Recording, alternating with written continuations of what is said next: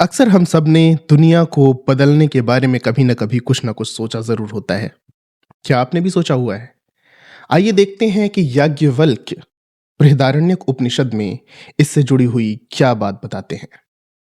नमस्कार, मेरा नाम है ज्ञान और मैं आज आपको एक कहानी सुनाता हूँ। एक बार याज्ञवल्क्य जी ने अपनी दोनों पत्नियों को बुलाया। उनकी एक पत्नी का नाम था मैत्रेयी और दूसरी का नाम था कात्यायनी। याज्ञवल्क्य जी ने अपनी पत्नियों से कहा कि अब मैं वानप्रस्थ आश्रम की तरफ जाना चाहता हूं।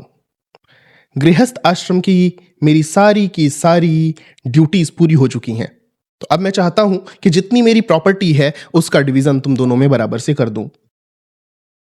इसे मैत्रेयी ने कहा कि क्या ये जो प्रॉपर्टी आप मुझे देंगे, जमीन देंगे, धन देंगे, इससे मैं अमर हो जाऊंगी? याज्ञवल्क्य ने आंसर दिया, नहीं पागल, इससे धन से कोई भी अमर नहीं होता है। बस इससे तुम्हारा जीवन ऐसा हो जाएगा जैसे धनवान लोगों का होता है और सुख सुविधाएं हो जाएंगी। इसे पता है मैत्रेयी ने क्या कहा? मैत्रेयी ने कहा कि फिर मुझे कुछ ऐसा दे के जाइए जिससे मैं अमरत्व को प्राप्त कर सकूं। यह बात सुनकर याज्ञवल्क्य काफी खुश हो गए। उन्होंने कहा, ठीक है मैत्रेयी, मैं तुम्हें कुछ ऐसा उपदेश करता हूं, ऐसी बात बताता हूं जिसे जान के तुम अमरत्व को प्राप्त कर लोगी। इसके बाद याज्ञवल्क्य ने कहना स्टार्ट किया। याज्ञवल्क्य कहते हैं कि मैत्रेयी, पति के लिए कभी भी पति प्रिय नहीं होता है पत्नी को, वो खुद के लिए प्रिय होता है। ऐसे ही पत्नी के लिए कभी भी किसी को पत्नी नहीं प्रिय होती है, वो खुद के लिए होती है। संतान के लिए कभी भी संतान नहीं प्रिय होती है, वो खुद के लिए होती है। और धन भी कभी भी धन के लिए नहीं प्रिय होता है, वो खुद के लिए होता है। ऐसे ही आपके जो पशु होते हैं, जो भी आपका ज्ञान होता है, हर चीज वो उस चीज के लिए नहीं आपको प्रिय होती है, वो खुद के लिए होती है। इस बात से याज्ञवल्क्य ये समझाना चाहते हैं कि एवरीथिंग स्टेम्स फ्रॉम यू।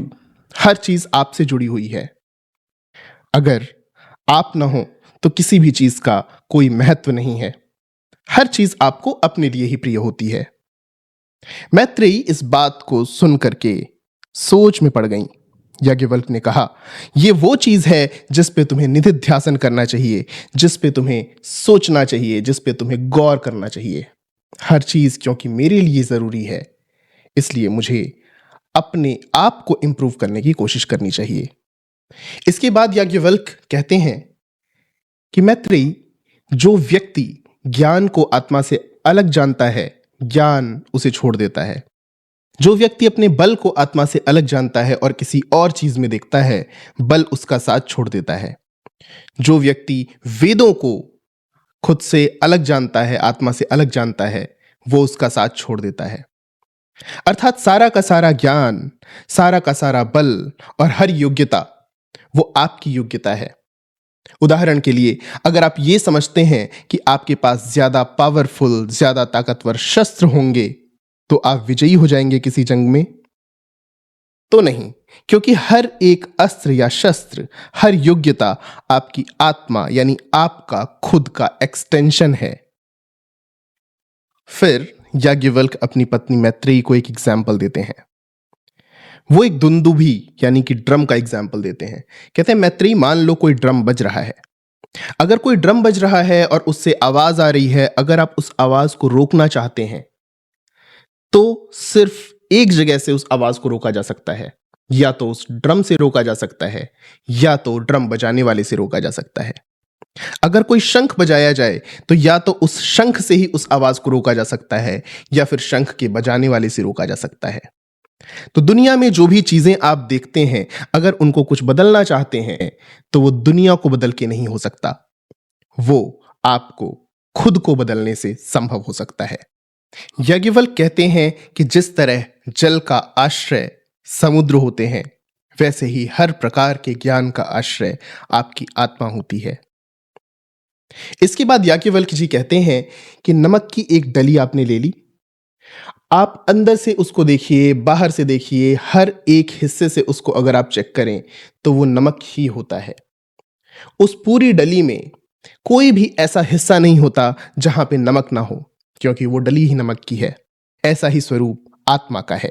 और हमारी आत्मा प्रज्ञान घन है, अर्थात हर एक बिंदु पे वो सिर्फ प्रज्ञा है, वो सिर्फ कॉन्शियसनेस है।